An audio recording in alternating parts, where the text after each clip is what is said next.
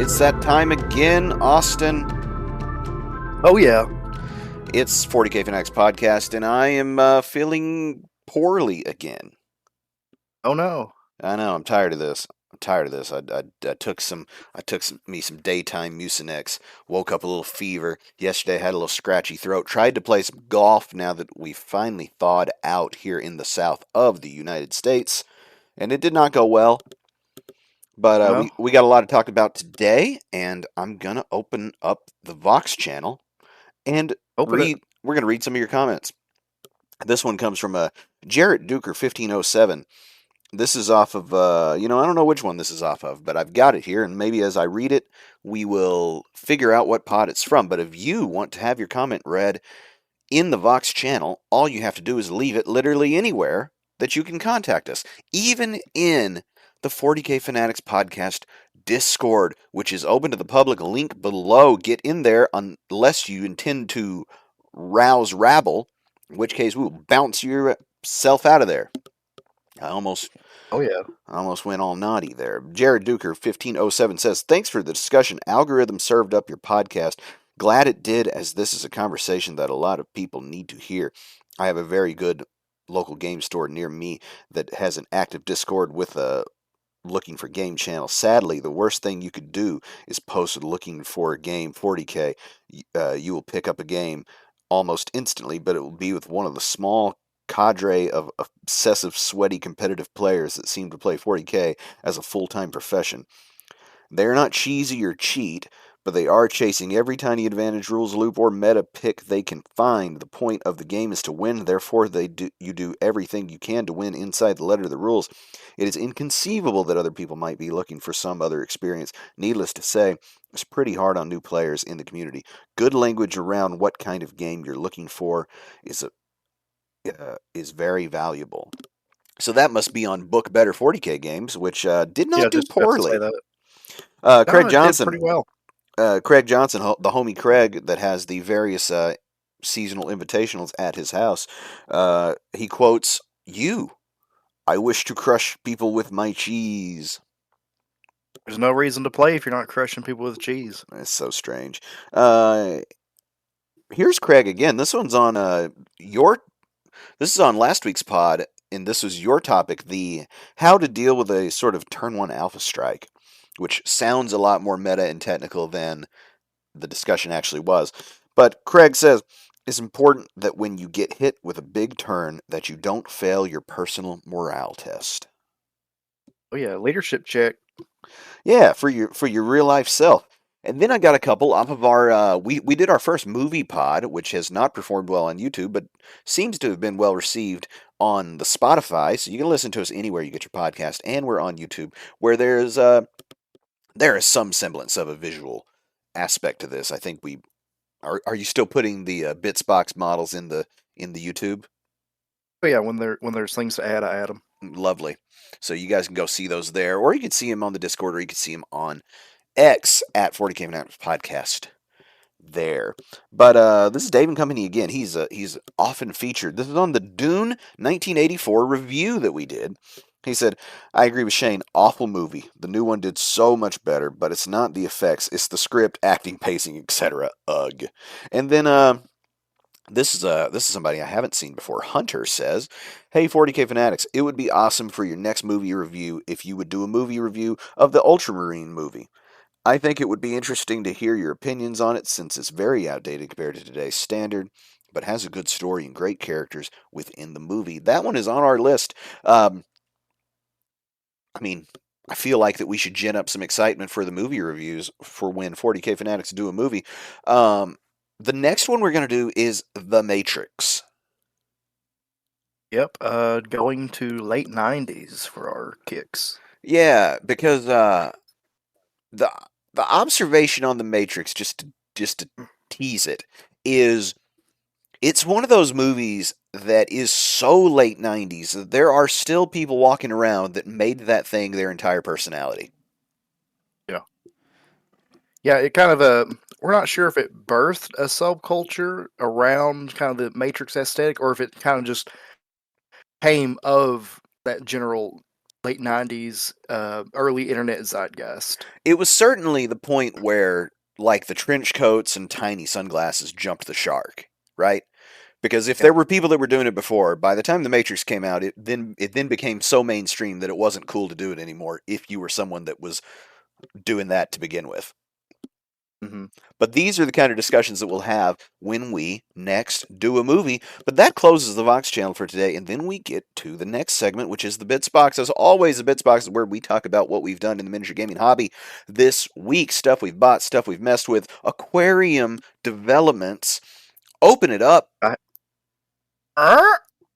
Tell us about the aquarium because you sent me a creature, and you should post this in the Discord in the Bits Box so that people can see this creature. What the heck do you have going on? I believe you're referring to one of my Astria snails. That could be. It, Uh, it looked like something out of the warp. Yeah, I sent Shane a video of one of my Astria snails crawling across my aquarium glass. You can see its mouth sucking up against the glass, see its tongue poking out, scraping the glass clean. Sent it with no context to Shane, so I think I freaked him out a little bit. I had no idea. I was like, that looks like a yellow piece of goop crawling and And then, working its orifice. yeah, and then I just now yesterday discovered a new sea creature in my tank that I did not mean to add. And it came out of my live rock. Did you ever see King Kong 2005? I I just want to mention this real quick. Is that the one with that Peter Jackson did? Yeah. Yes, I did. So it you know the spider pit scene. The spider pit scene feels like how my live rock is that I got at the pet store.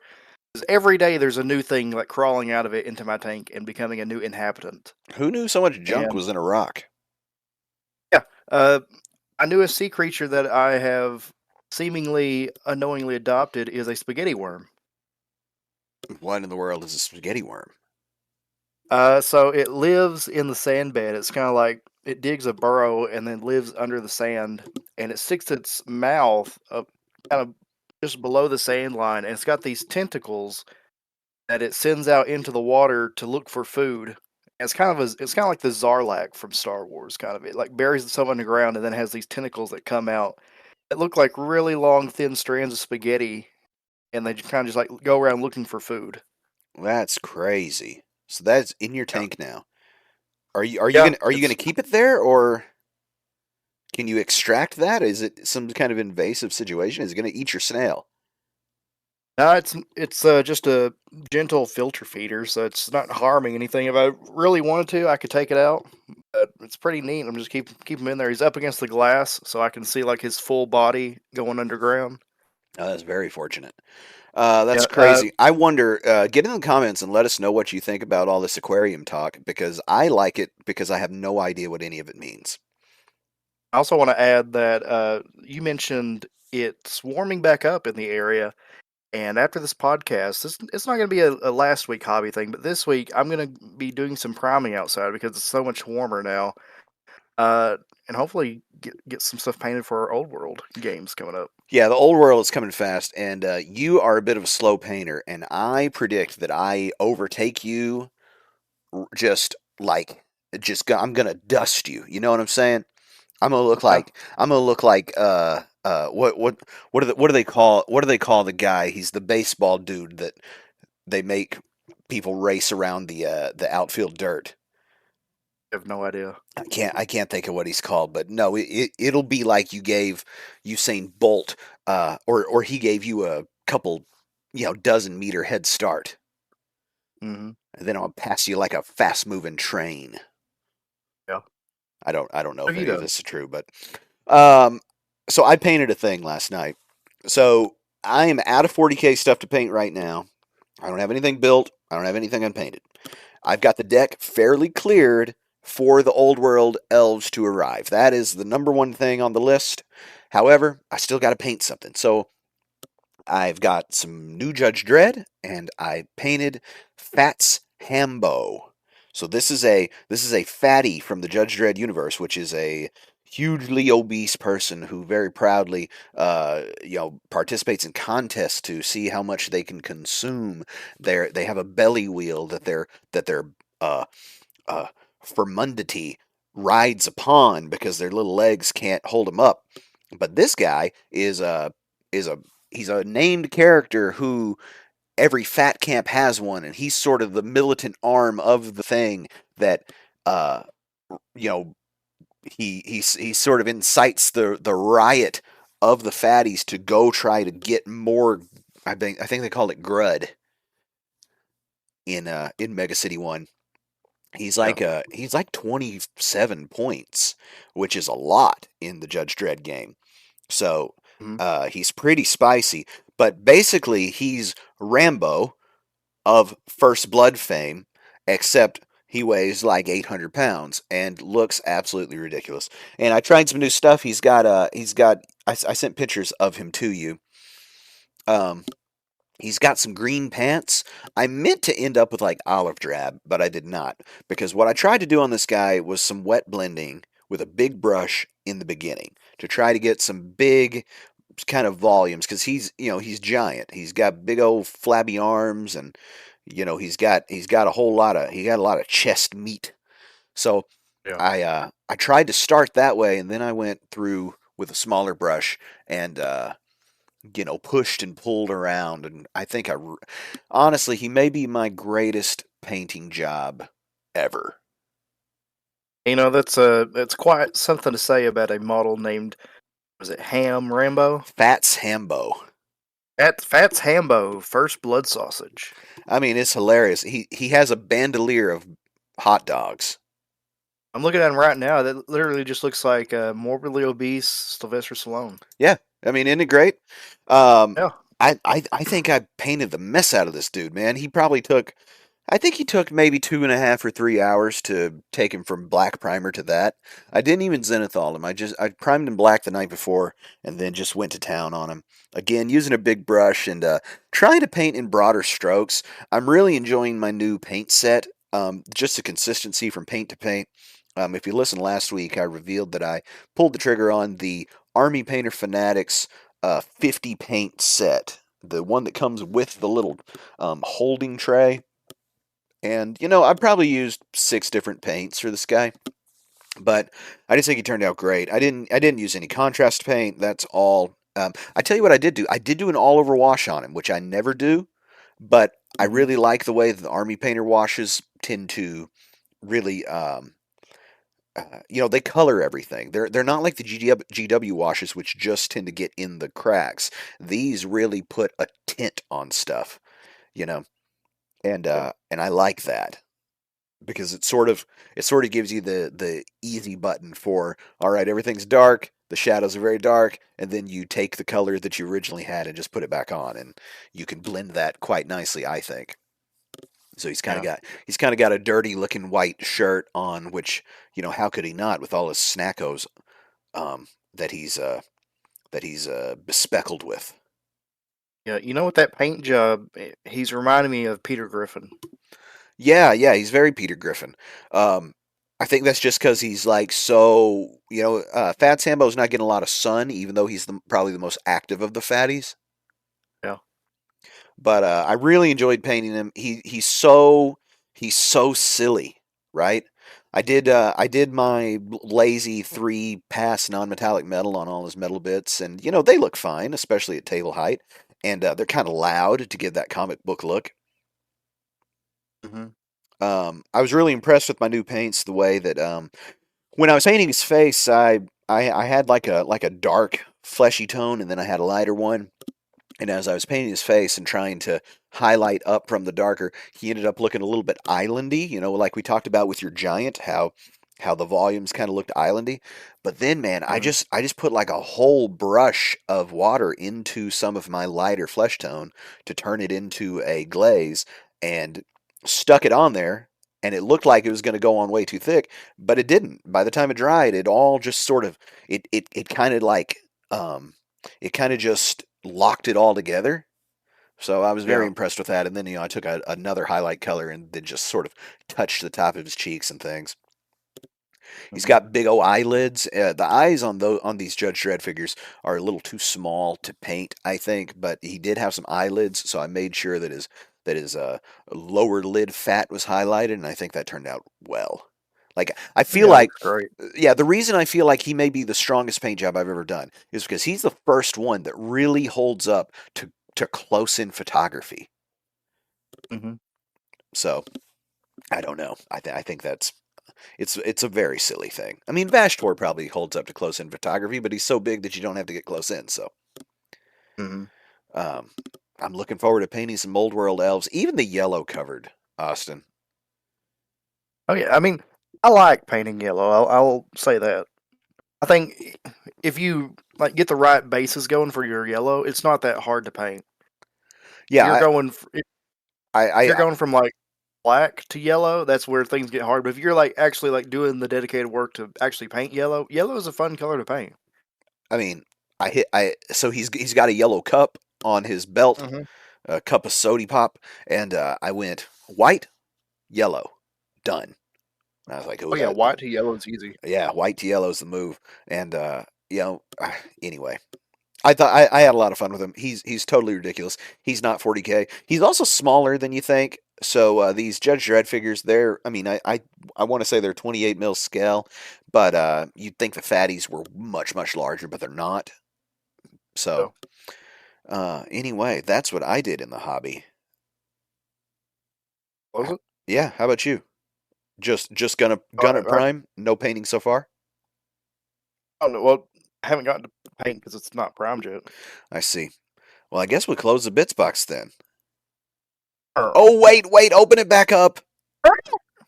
Okay, so look, you get this Judge Dredd stuff through Warlord Games. They're the ones that have it. They're also the ones that have all the bolt action stuff. They've got a deal going on right now. I believe it's still active by the time you get here.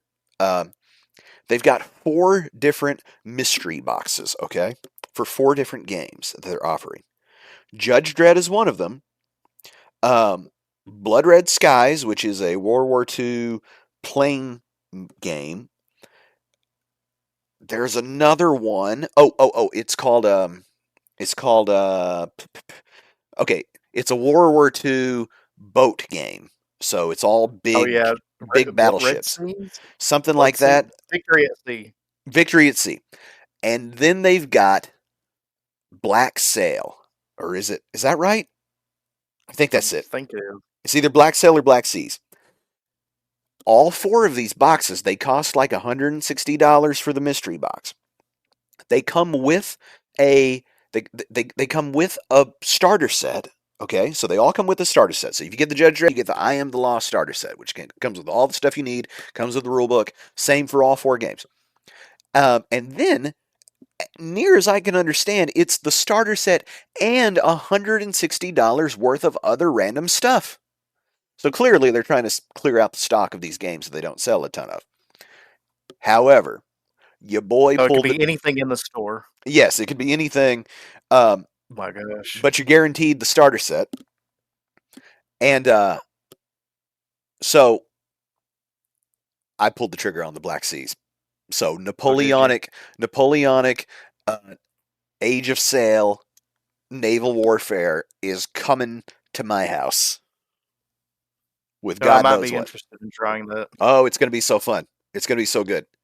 I can't wait to see what we get because so the starter set for that is called Master and Commander, just like the movie and the book Yeah, series. Russell Crowe. Yeah, with Russell Crowe and gosh, I can't think of who the books were by right now, but they're the gold standard for that Age of Sail sort of immersion. The guy did the guy did just exhaustive research on the time period, on the methodology of all of it. Like, I mean, you feel like you're in there, and they even have the HMS Surprise, which is the boat that is featured in the books, Mm. which was a real ship. Mm-hmm. So that's coming. These things are tiny, by the way. They're about the size of your thumb because Yeah. it's a 1/700th scale. But I think it's going to be great. I hope it's needlessly complicated. Yeah, I'm on the site looking at it. It doesn't look great. Mystery So these box. have to be painted. Yeah, they're plastic kits and they have to be painted. However, they've got resin kits too, and I mean, who knows? Maybe I'll get some of the big resin ones because like I say, I imagine I don't see anybody but me playing the Judge Dredd game and painting the Judge Dredd stuff. So I imagine this is they're trying to clear some shelves. So there's no telling what they'll throw in the box. Yeah, I was just wondering because I see one ship for $54. I don't know how big they are. Yeah, they're little bitty, so that would be probably one of their warlord resin ones. So they've Yes. got yeah they've got like they've got plastic kits, which is what comes in the starter box, and which a lot of the other boxes are, and then they've got some like sort of hero ships that are in warlord resin, is which is I'm gonna call it chunky. Yeah. Which I've never seen a GW resin model myself. I've never worked with one, so maybe it's similar. But they're not you got to get your stuff out to make them work. Hmm. But anyway, that's the bits box. That's going to be exciting. Close it. Close it. Earl. Our main topic today, and you know what? I think we should both have an announcement at the end of this because Okay. uh, because I think by the time we get done talking about it, I'll have an announcement prepared. All right, and maybe you will too. But um, Okay. should I quit 40k? That's a good question. It is a good question, isn't it? Yeah, some people ask this every day of their life Some when they're people playing do. 40k, Some people especially do. when they're So, losing. yeah, especially when they're losing. Go listen to our "What Happens If You Get Your Head Kicked In on Turn One" pod. Um, so I have not had a game of 40k in going on a month and a half. Wow. Now I'm usually good for a game a week. I like to have a game a week, but with my pipes frozen, with snow on the ground, with the way that the south of the U.S. Creaks under the pressure of winter weather. I've not had one, and the last games I played was that 3 round RTT, which was fine, Hmm. but I've not played any 40k, and it's like, then the question becomes, have I already quit 40k? Uh, Yeah. well, When was the last time you had a game? I think the last time was when we last played. I That's been played. I played Old World I think in November at Craig's house. But I haven't had any games since then. Uh, wow. So you're my scheduling's weird already in that I don't have Saturday off, so getting the usual Saturday weekend games is kind of like off limits for me unless people can do like late late night on Saturday. yeah, or play on a Tuesday like your boy. Um, But yeah, I'm just saying it's hard even on Tuesday. It's hard unless you get like interesting people with interesting schedules. yeah, no kidding. So I haven't quite quit 40k yet, have I? Because I just recently painted Vashtor and a couple of other characters. Hmm. You're playing Old World. Now that's not 40k, but painting and playing Old World is its own kind of thing. So, as usual, when we make up these topics, I've got a couple of notes. And the first note I have about this, kind of abstractly, is why do we do this? What are we in this for? What are we participating in this hobby for? What are your thoughts? What are you doing with any of this? I I think one thing is for me,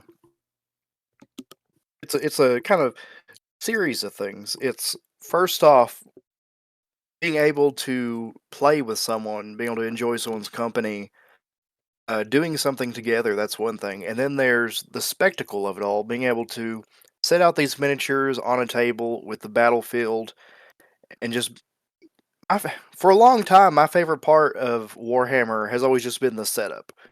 Putting all our stuff up on the table, getting the board set, and just taking a moment to step back and just look at all this stuff on the table. And I've told people before, I'm like doing the banter beforehand, just like enjoying everyone's models. I've told people before, my favorite thing about this is the setup because I could just have as much enjoyment setting everything up and then looking at it for like 30 minutes and then packing it all up and going home, and I'd still feel satisfied doing that at times. It's the reason people do model train sets. Yeah, it's Because like doing the model train set. You've got everything set up. You can look at it, peer down, look at your little soldiers in position, and you're like, wow, this is cool. And then on top of that, then you get to play the game, and that's its own enjoyment of trying to use strategy, uh, trying to counter your opponent, just having a good, friendly little competition playing the game, and then also the storytelling that can come up from it. Trying to figure out what your narrative is as the game progresses. Like, why'd my guy roll a one? Oh, maybe he dropped his clip or something while he was trying to reload. Like, just trying to like come up with these things. Like, oh, your captain charged my character and completely whiffed the combat, and then I killed him. Trying to come up with the narrative in your head and talking with your opponent, like, oh man, I guess this is what happened. Like, he that's must have tripped on a an rock. amazing. Yeah, it's like, oh, I guess How he tripped on a rock. embarrassing. Trying to interpret these dice rolls into a narrative is what's interesting. So I love all that. I really like that idea of setting it all out and that being its own sort of chunk of it too, because that's true, man. It is a sight to behold, especially if you've not got the, you know, MDF unpainted paintball course. Um, the next thing I've got on my list here, and it's only a two-part thing because I think we're going to get into a good discussion about this and a helpful one for people who maybe feel a little disenchanted, especially for people whose army isn't that good right now, because that's always a weird place to be. Which, as a Chaos Space Marine player only, I don't know how that is. They're always pretty good, and they give us enough love that we are never hurting too bad. But my next note here is the evolving nature of us in the hobby. Yeah. So this whole topic and this particular chunk of it came as an idea that I got while listening to the Trapped Under Plastic podcast with Ninjon and Miniac, available on YouTube and anywhere you get podcasts. Go check them out. I recommend them. Um, they were talking about like how they're miniature painters specifically. They hardly do any playing, but they were talking about how as time goes by, they are interested in painting different things for different reasons. And then I just thought, well, my God, the entire hobby's that way. So right now, I'm feeling a lot less interested in playing, but my paint and so it's almost like, well, you don't even do 40k, one might say. However, my painting interest has never been higher. My painting Mm. output has probably never been higher. Like, I mean, I'm painting multiple models a week. I Yeah. left it out of the bits box of the 5 Judge Dredd judges that I did all in 2 sittings. Hmm. Um, so that's not nothing. I No. think that a lot of the time, because these are games, and we think of games, especially in our modern parlance, as here's okay. Let me back up. If I say game, what do you think of? If I say Uh, I am a gamer, what do you think I'm talking about? Usually think of video games. Exactly. Uh, if you don't play a video game, what interaction? If you're not playing a video game, tell me another way that you interface with a video game. I, There unless you're is some kind of weirdo who enjoys reading like video game novels. Yeah, or writing fan fiction or something like that. But I mean, at that point, it's such a tenuous link to the actual game that I would say, well, no, you're just writing comic books or whatever. That's a Yeah. different hobby entirely. But I think that because 40k is so popular, it's so popular with younger people that have never been into games of this sort, who only know games as video games. If they're not getting games in, if they're not performing well in games, then they can get real disenchanted with the entire thing. Yeah. To which I've brought us this topic to discuss how one should allow themselves license to evolve in the hobby. I think that it's important that we talk about this not as a game, but as a hobby. There's a reason why we're 40k Fanatics podcast, and yet we also talk a lot about other games. One, 40k is huge. We need it to say 40k in the title so that people can find us. However, I don't know a single person that only has interest in 40k. I don't know a single person that if I show them a painted D&D miniature, they don't think, "Ooh, that's cool." And also have some like information about like if I'm like, "Here's my Elven Ranger D&D guy. He's painted up. Look at him." They're going to be, "Oh man, that's a cool guy. Is he half elf or regular elf? Or, what is he doing?" You know? Yeah. People know. So at once you've got a game. At the same time, the people that have gotten this far down the path of in-person nerddom have got a wider knowledge base than maybe they even realize. And Hmm. just because you're not getting games in doesn't mean that you're out of the game or out of the hobby. What you need to do is if you're the only one of your friends slash gaming group that really seems like they're interested, motivated, fulfilled by sitting down and going full ball sack on painting something, it's okay if you're not playing as many games or you're not as good at the games or maybe you're not staying on the bleeding edge of the meta in the games because what you're doing is you're becoming a painter Hmm. and you're still interfacing with 40k with the hobby whatever you're doing just as much as they are. And if they got something to say about that, you tell them to kick rocks, man. Look, you tell them their models look like trash because you know they do. Hmm. But let me tell a personal story to sort of get you guys around your heads around what I'm talking about, maybe because I know there's a lot of people, probably not so many in our audience because we tend to have this overarching theme of positivity and fun with these toy soldiers. But I play piano for money. When I first started playing music, I was learning guitar, hadn't touched any piano. As I began to learn piano and guitar at the same time, because there's some music math that is much more easily displayed and communicated on a piano than it is on guitar. So there was this time where my instructor was showing me the math on piano and then we were transferring it to guitar, which obviously very quickly you're like, well, let me go work this out on the piano so I can put it on guitar. Well, next thing you know, you're playing piano to some standard, okay? Hmm. But then there was a time where I'm trying to play guitar in bands and I'm trying to book gigs and I'm trying to make some money. But I found very quickly that I could make much more money all by myself playing piano than I could playing guitar. And there was a time where I had this identity crisis because I'm like, well, I thought I was a guitar player, but here I am playing all this piano. Yeah. It doesn't matter. Nobody cares. You do what you do. I evolved from one thing to the other. I've subsequently made money playing guitar too, but it's not my main thing. Just like you might really like to paint, but you love to game. So the painting's not your main thing, but it's still good money. And in this case, the money is the fun. The various ways Yeah. that we can interface with this hobby, with these games.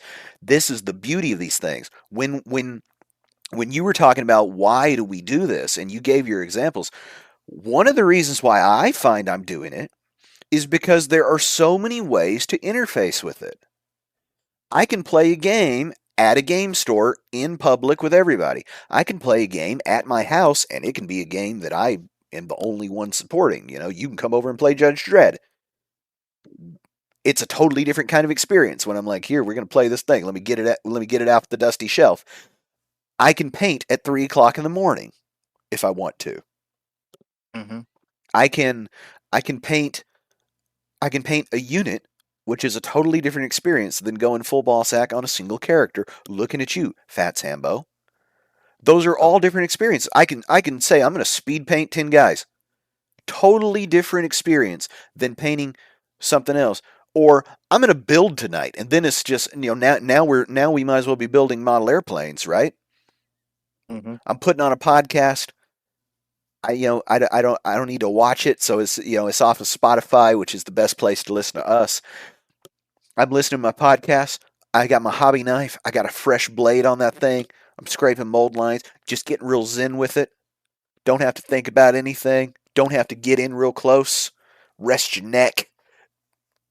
Totally different experience than rolling dice. Rolling dice, also fun. Um, Shopping for this stuff. Do you hear how excited I am about the Black Seas Black Sail, whichever it is, game that I'm not sure even had a name? Oh yeah, That you were super excited. that stuff's fun. That's another way to interface with this hobby. What do Yeah, you and what do you think about that part? Do you feel that like I do? Because I know you do paint, but I don't feel like that you have embraced the painting 100%. well, I feel like in my situation, it's kind of I talked to you about this, but it's kind of like the gaming kind of influences the painting for me, to where I feel like if I'm having fun with the game, then I'm more influenced to painting. I haven't been able to have very many games recently, so my drive to paint has been lower because of that. So so I feel like yeah, just because I feel like to want to paint this stuff, I need to feel like it's useful. It kind of goes back to our discussion of are these art pieces or are these game pieces? And for me, I feel like they're kind of like game pieces that are I forget exactly how I worded that to you, but it's like they're game pieces that are there are pieces that are influenced by the game. What I sure, was saying. sure. Um so I have not taken the leap to paint anything that is not a game piece. So, the public can be clear on that. Like I am not out here painting a bust yet. I've not gotten there. And I don't at this stage I don't see myself ever doing that because there is something fun. I think I'm with you. There's something cool about I'm gonna paint Fats Hambo up because he does this, that, and the other in the game. Yeah. Like he's nearly indestructible and he's totally ridiculous. Like there's something about what it is that I think makes me excited to paint it to the higher standard than just a rank and file guy. But that's wholly influenced by the game. Um, And I have painted things that aren't for the game. Like I painted that Bretonian Knight just because I love the model. But for me, it feels like doing some of these extra things just for the painting. There's only so much space to store all this stuff, so I feel like very much a pick and choose situation with that. Just doing things for the painting. So for me, for space wise, it's very much kind of a utilitarian viewpoint of what I will be painting. It's things that can be used all around in the hobby. oh, that's in, Things that that can be used for. so that's an interesting angle. So there's another way Yeah. that I have interfaced with the hobby that I think is like I mean, look, this used to come up a lot when founder Casey was on the podcast, where I would be super bougie and um um um um oh my gosh, what's the word? Privileged, right? So Yeah. so I paid cash for my entire house. So I don't got no landlord or anybody telling me what I can and can't do. And the wife, she's got three grown kids who are out of the house. So her life of having sort of the dining rooms where you eat and the living rooms where you live and the bedroom is where you sleep, right? That's out the Yeah. window now. She's seen the light of what I've got going on, which is I've got a station to play video games, and I've got a station to fly pretend planes, and I've got a whole entire room with a bespoke table to play these miniatures games. And That is a cool way to interface with the hobby if you can make it happen, is like Yeah. this miniatures gaming man cave, or this painting studio, right, where you have all the stuff exactly how you like it. And I mean, Uh-huh. look, I understand that that's not something that everybody can do, but there may be more people than that could look at it than they think. So I've noticed in our local group, a lot of times when people show their painting desk is their computer desk, is their gaming desk, is their everything else. And I'm like, yo, that's wild to me, because I wouldn't want all that.